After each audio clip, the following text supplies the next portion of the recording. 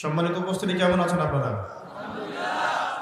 আলহামদুলিল্লাহ। প্রথমে একটা দুঃসংবাদ দিই হাদিস দিয়ে, সেটা হলো রাসূলুল্লাহ সাল্লাল্লাহু আলাইহি ওয়াসাল্লাম বলেছেন, সেই ব্যক্তি ধ্বংস হোক যে ব্যক্তির সামনে নবী মুহাম্মদ সাল্লাল্লাহু আলাইহি ওয়াসাল্লামের নাম উচ্চারিত হয়েছে কিন্তু সে নবীর নাম শুনেও দরুদ পড়ে নাই। সেই ব্যক্তির জন্য নবী সাল্লাল্লাহু আলাইহি ওয়াসাল্লাম বদদুয়া করেছেন। তো আমরা কি দরুদ পড়লাম না পড়লাম না? নবী সাল্লাল্লাহু আলাইহি ওয়াসাল্লামের নাম শুনলেই বলতে হবে কি? কমপক্ষে বলতে হবে সাল্লাল্লাহু আলাইহি ওয়াসাল্লাম। অন্য হাদিসে নবী সাল্লাল্লাহু আলাইহি ওয়াসাল্লাম বলেন যে যদি কোনো ব্যক্তি সকালে 10 বার এবং সন্ধ্যায় 10 বার, সকাল সন্ধ্যায় বা সকাল বিকাল 10 বার করে রাসূল সাল্লাল্লাহু আলাইহি ওয়াসাল্লামের প্রতি দরুদ পাঠ করে, ইনশাআল্লাহু তাআলা কিয়ামতের মাঠে সে আল্লাহর রাসূলের সুপারিশ পাবে ইনশাআল্লাহ।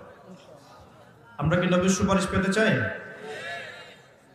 আমরা তো মনে হয় না নবী সাল্লাল্লাহু আলাইহি ওয়াসাল্লামের সুপারিশ পেতে চাই।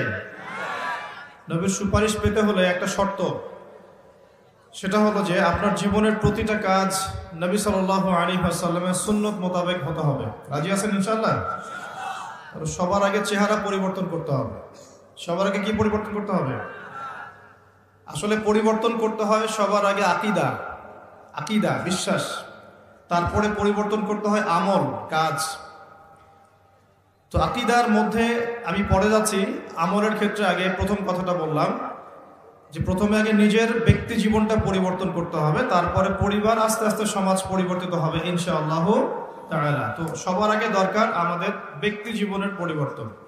তো ব্যক্তির মধ্যে প্রথম বিষয় হচ্ছে চেহারা, আপনার আউটলুক।